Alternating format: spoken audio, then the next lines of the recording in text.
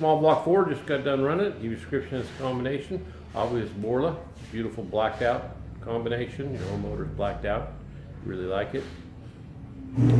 Fuel management's by Holley Terminator X, great system. Got the blacked out marks, serpentine belt, make sure it charges for you.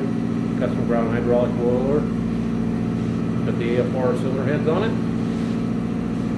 Take you in there and show you how it ran.